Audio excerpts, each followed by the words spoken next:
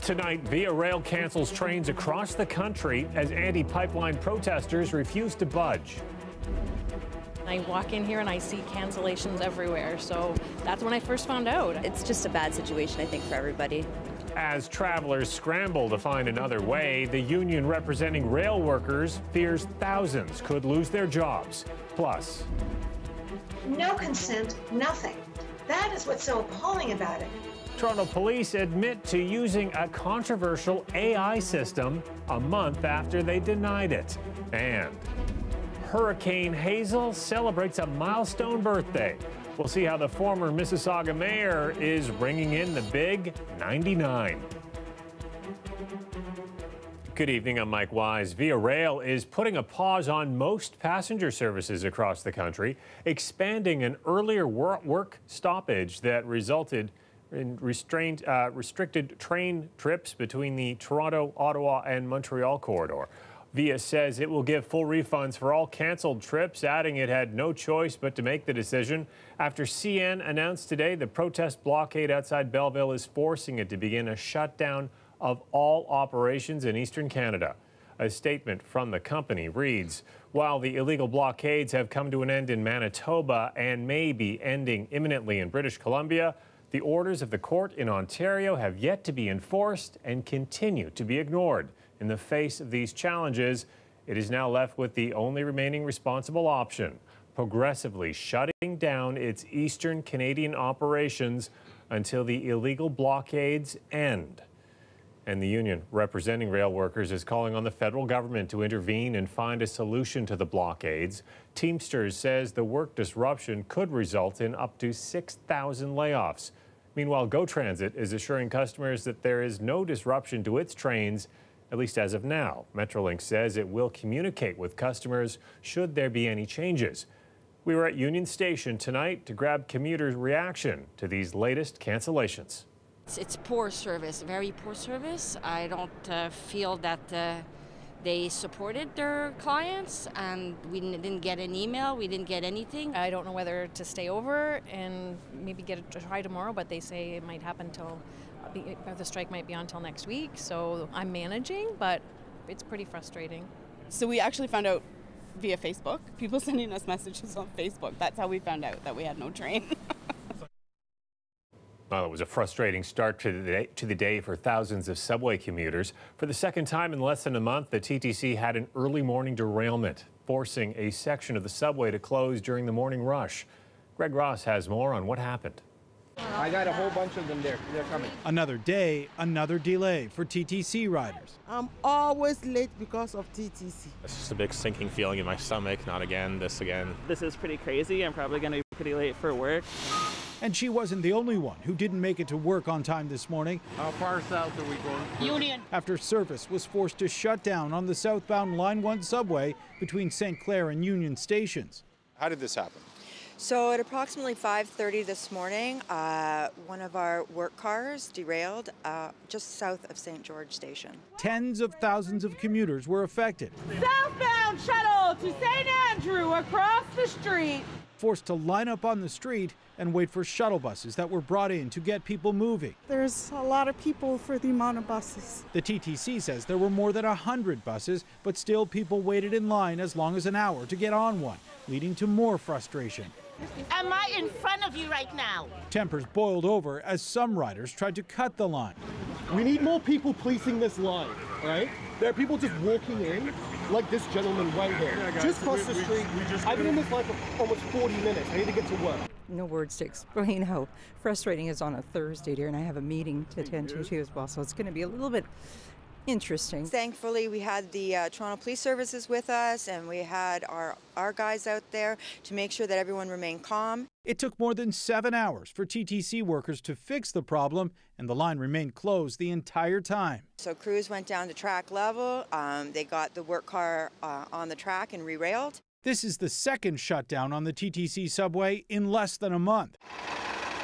In January, a partial derailment of a car forced a section of Line 2 to close eastbound subway, westbound shuttle bus for several hours during the morning commute. What do you guys need to do to ensure that this kind of thing doesn't continue to happen over and over again?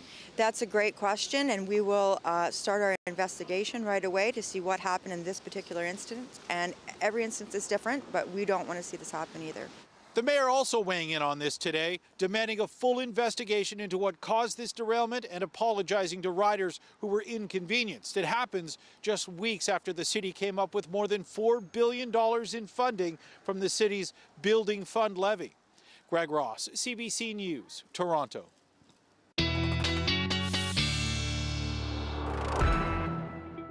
Colette Kennedy's here with your first look at the forecast. I swear, Colette, I look out the window, I can see the temperatures dropping. It feels that way, doesn't it? That cold front as it came through was so dramatic today. We're going to take a closer look at that coming up a little later in the show, but I have to start off with what's going on here in terms of our warnings. We do have an extreme cold warning, all the areas you see in purple. And by the way, it's not that it won't be cold for the Niagara Peninsula back towards Windsor. It will be, just not quite into the warning criteria. Extreme cold weather alert for the city as well, so that allows the warming centers to open up. But you can see minus 20 or colder with our temperatures, but the wind chill feeling like about minus 30, even into tomorrow morning. So we are at least seeing a clearing trend, highly localized. You see the squall here because of those northerly winds. But by tomorrow afternoon, eventually the winds will turn towards the south. They'll be easing as well.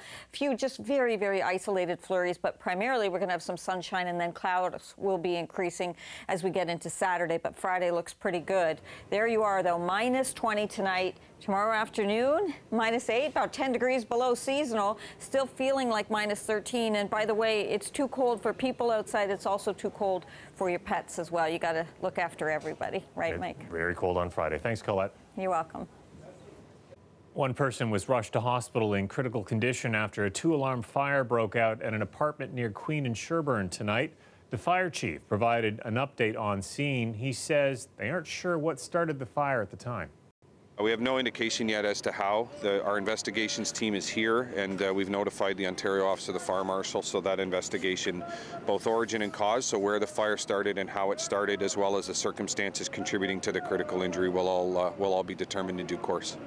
Toronto Fire say they got the call just after 6:30 tonight. Firefighters found a person inside a suite without vital signs. They were taken to hospital, and the fire was quickly put out. Tenants in the building have been allowed back in. And Toronto police are admitting tonight that some officers have used a controversial artificial intelligence system. Clearview AI uses facial recognition to scan faces and photos and then identify them with information as specific as home addresses and phone numbers. The chief has stepped in to order a stop to its use while a review is underway. But as Angelina King tells us, the fact that it was being tested for even a few months is raising privacy concerns. It's a small U.S. startup, but it's faced some big criticism. The concern, Clearview AI is a threat to personal privacy. It can identify someone's name, phone number, occupation, even their address based on a single photo. Oh, Clearview is outrageous. They have scraped 3.9 billion facial images from social media all across the board. As I said, Facebook, Instagram, YouTube videos, without any consent or authority. And then they're selling that to law enforcement all over the place. The former Ontario Privacy Commissioner says she was dismayed to learn Toronto police were using it, noted it's been banned in several U.S. jurisdictions. Last month, Toronto police said it was not using the service, but it turns out some officers were, with the intent of informally testing it. The chief only found out last Wednesday and then told them to stop. In a statement, police say, "We have requested the Information and Privacy Commissioner and the Crown's Office to review it as an investigative tool. Until a fulsome review is completed, it will not be used by TPS." Ontario's Privacy Commissioner said, "The indiscriminate scraping of the internet to collect images for law enforcement has significant privacy implications. We have made it clear that my office should be consulted before this type of technology is used." Then there's the concern about the technology's accuracy. We know that it simply isn't very good with faces that have dark skin. It's not very good with women. It's not very good with children. In other words, it works best only for white men. So anyone who's not a white male is at greater risk of being misidentified by the technology. More than 600 law enforcement agencies use Clearview AI, but there's no plan to make the app available to the public. There is a class action lawsuit against the startup, arguing that it's a threat to civil liberties. We have reached out to the company, but did not hear back. Angelina King, CBC News, Toronto. Friends and family gathered today to mourn the death of a 4-year-old girl after she and her father went hiking in Rattlesnake Point Conservation Area. Well, the funeral was open to anyone who wanted to attend. Kira and her father, Robin Brown, went missing Sunday afternoon after they went hiking at Rattlesnake Point in Milton. Police launched a massive search of the area and found both of their bodies at the bottom of that cliff later that night. Police say based on the injuries, they likely fell. Kira's mom says she and Brown were in the midst of a custody battle over their daughter, but at this point, Halton Regional Police say they are not investigating the deaths as homicides. Teachers at French schools held a province-wide strike today, the first, in fact, at French language school boards since they formed in 1997.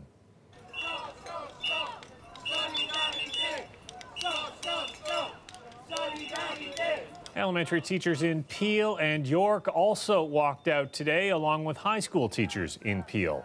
Now, the strikes come one day after all 4 major teachers' unions in the province announced a joint one-day strike for next Friday if a deal can't be reached. About 2 million students will be out of the classrooms if it goes ahead. Meanwhile, high school principals in Ontario have asked the Education Minister to cancel this year's grade 10 standardized literacy test and delay it to next year in light of the ongoing job action. There's no response yet from the minister. Well, we've told you before about the spread of hallway medicine in this province. Tonight, we get an inside look at how one major hospital is trying to reduce demand for beds, starting in the emergency department. Mike Crawley has this exclusive story. Nearly 200 patients pass through this emergency room at Toronto's Sunnybrook Hospital on a typical day, and staff noticed a problem. Patients that come in, they need to be medically worked up, but they don't necessarily need to stay in this acute level of care for any long period of time. Particularly with frail elderly patients, ER doctors are sometimes reluctant to send them home. There are patients who maybe we felt because of their risk of falls, they need to stay in hospital. And then, Sean, if I can engage you. Sunnybrook's solution? Creating this team that looks beyond the hospital to ensure those ER patients can be safe at home. Apparently his wife heard a bang this morning, found her husband on the bathroom floor. A geriatric nurse, a social worker, a physiotherapist, staff from home care agencies, all part of what Sunnybrook calls its ED1 team. Every morning they walk through their target group of emergency room patients. So they come in with different syndromes, they come in with falls, they come in with delirium, depression. The team runs 7 days a week, setting up home care and other health supports straight from the ER. We've been able to get patients mobilized, connect them to community resources, and make sure that they're going home safely in the evening instead of staying overnight or being admitted to hospital. It's part of an effort to reduce the demands on Sunnybrook, struggling, like many Ontario hospitals, with more patients than beds. Sunnybrook's team launched in October and is already showing signs of success, a nearly 5% drop in admissions among patients aged 70 and older. We really are able to reduce the number of patients who are in hallways in our emergency department, as well as the number of patients who are stuck in the waiting room. It makes this busy ER a little less busy and makes patients happier not to spend the night in hospital. Mike Crawley, CBC News, Toronto.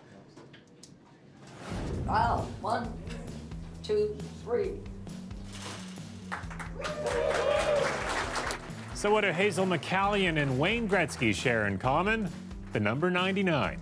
After the break, we'll speak with the former Mississauga mayor ahead of her big birthday tomorrow.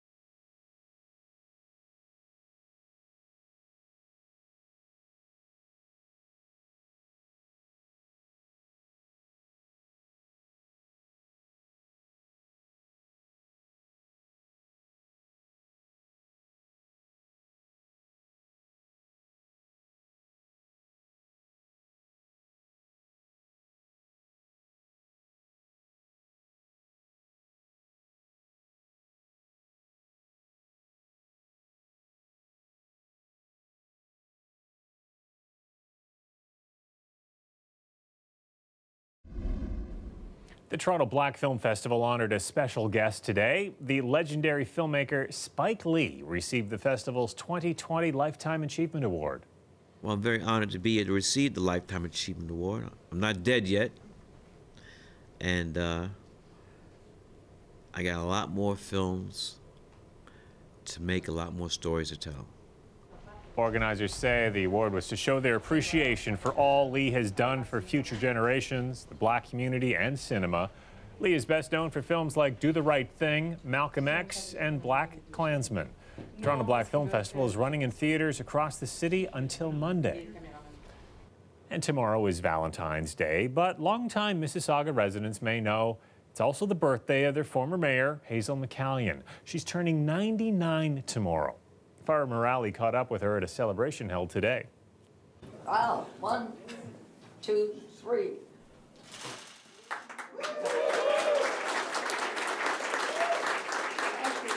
It is with great pleasure that we are going to, on behalf of Revera, celebrate number 99.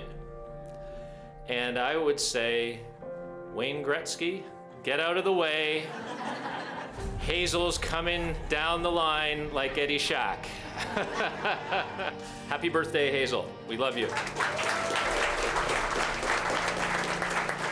I know we're a day early, but how does 99 feel? I don't feel I'm 99.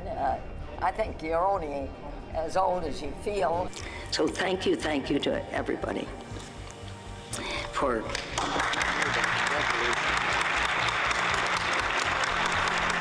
You retired a little more than 5 years ago. Yes. But you haven't exactly put your feet up. What keeps you going?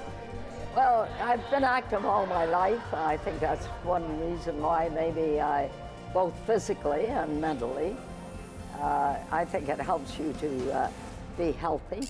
Is it possible that this will cost the taxpayers of Mississauga a considerable amount of money? As far as if I have my way, it won't. 36 years as mayor of Mississauga. Do you miss politics at all? Anything about politics?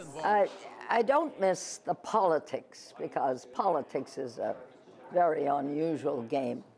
But I do miss working with the staff at the city of Mississauga. You know, we took a city from a rural area, it was a rural area, and built it into the 6th largest city in Canada. When you look back on your life, the 99 years, is there one thing that you think of that you are the most proud of, or your greatest achievement, whether it's in your personal life or as a politician?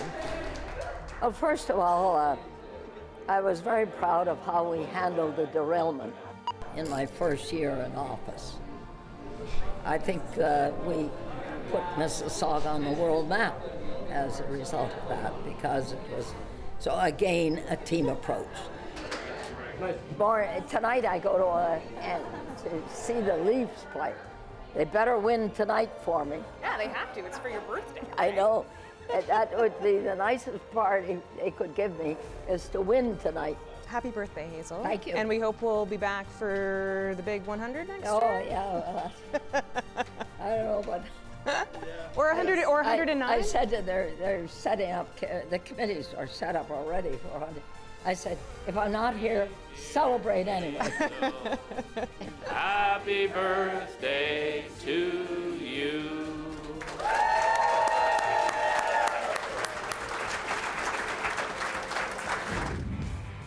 So did the Maple Leafs give McCallion her birthday wish? Well, there's always next year. We'll have highlights when we come back.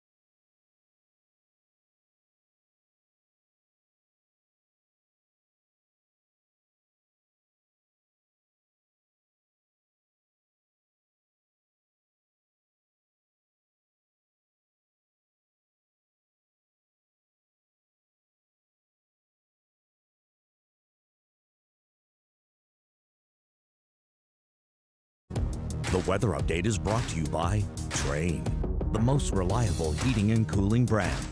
It's hard to stop a train.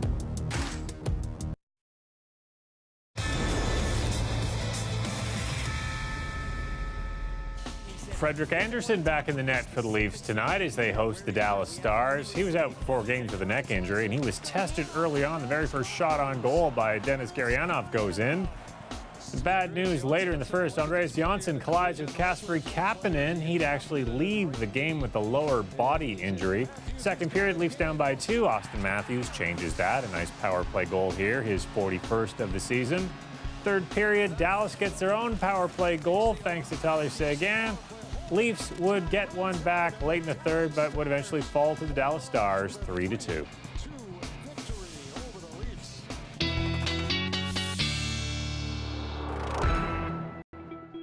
Colette Kennedy's back with her extended look at the forecast. We're dealing with some dangerously cold temperatures tomorrow, but fortunately they won't last through the entire long weekend.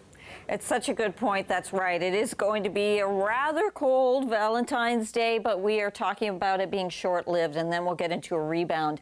But as that cold front was coming through today, boy, how dramatic. You could basically see where the cold front was. Taking this from 8 a.m., Sudbury had dropped to -24, but it was still -2 in Barrie and -1 in the city. And then as we go into the afternoon, just after lunch, -10 for Barrie, and into Toronto, we'd come down to -4. And then by the time we were getting closer to the supper hour, -13 Barrie, and another 4 degrees off, -8 at Toronto. And now, of course, our temperatures plummeting overnight. They're going to drop down to -20, and that's why earlier in the show I was saying we do have the extreme cold warning that's in place and the extreme cold weather alert for the city. To put it in perspective another way, this morning at 8 a.m., the wind chill, -4. So as you were heading out, that's how it felt. Tomorrow at the same time, it's going to feel almost like that -30. That's what I have in place for the city. A little to the north, it's going to feel like that -30. So the northerly winds means a localized squall, but otherwise we're getting into this clearing trend overnight tonight, and that sets us up for sunshine through most of the day, and then some clouds building later in the day tomorrow afternoon. And then Saturday, it'll be kind of a mix. We'll see some sun in the middle of the day, but there'll be quite a bit of cloud cover coming in. And then Saturday night, a weak system is going to go through. I think it's going to be a dusting of almost like a mix, but probably some wet flurries, 1 to 3 centimeters, about all that we're looking at. But then some scattered flurries will still hang on as we go into Sunday. So just know there'll probably still be some extra cloud cover Sunday, but those temperatures will be coming up. Nice to see the rebound as we go into the weekend. Overnight tonight, there you go. You may not be in the warning, but still -15 for Windsor. Even tomorrow afternoon, -7, and still feeling like -12 with some sunshine there. Eventually, we'll see those winds change, but tonight still northerly, -22 for Markham, and even tomorrow afternoon, -9 there, -8 for the city, but with some sunshine. I've got northerly winds in here, but late in the afternoon, they're actually going to turn more towards the south, and that's really what's going to sort of help start that progression of those temperatures getting a little better as we go into the weekend. So that's why we have -2 for Saturday afternoon, that weak system that night. Sunday up to 2 degrees, maybe even we'll see 3. And then another system, by the way, Mike, looks like it's coming in Monday night or Tuesday. And that one could be a little more significant. So keeping an eye on that for everyone. Okay, but at least it warms up for a bit of the weekend. Yeah, the weekend's going to be kind of back to where we had been, really. Okay, thanks, Colette. You're welcome.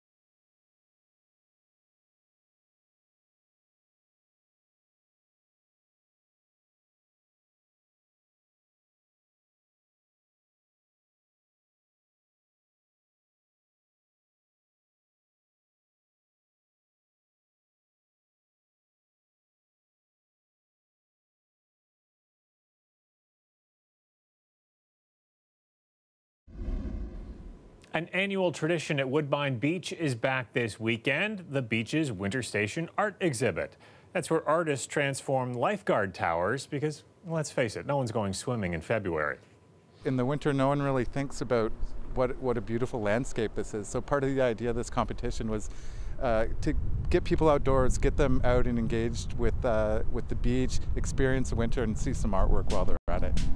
Well, not only that, all the artwork is meant to be interactive, especially this tangled installation of inflatable tentacles. The theme of this year's show is Beyond Your Senses. If you're worried your senses will think it's too cold to check out this weekend, they will be up until the end of March. And that is our newscast for tonight. Thanks for watching. I'll see you back here tomorrow night at 11. Stay warm tomorrow. Good night.